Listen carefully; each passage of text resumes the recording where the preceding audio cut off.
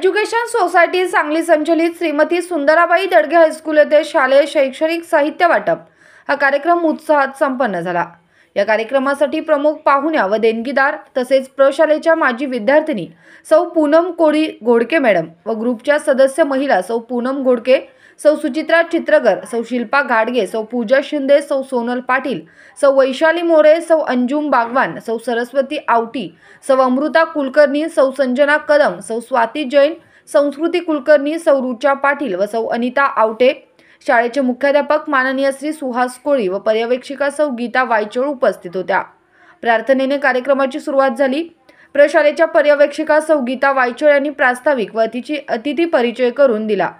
प्रशालेचे मुख्याध्यापक श्री सुहास कोळी व पर्यवेक्षिका सौ गीता वायचळ यांनी गुलाब पुष्प देऊन मान्यवरांचा सत्कार केला। आजच्या कार्यक्रमाच्या प्रमुख पाहुण्या व भाग्यलक्ष्मी लेडीज ग्रुपच्या संस्थापिका सौ पूनम कोळी घोडके यांनी त्यांचे मनोगत व्यक्त केले।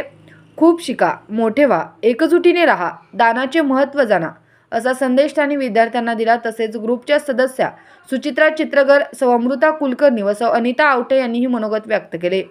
प्रशालेचे मुख्याध्यापक श्री सुहास कोळी यांनीही दातृत्वाचे महत्त्व सांगून गरीब गरजू विद्यार्थ्यांसाठी मदतीचे आवाहन केले।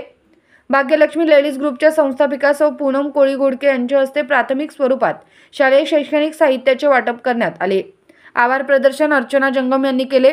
निवेदन सौ अश्विनी गायकवाड यांनी केले।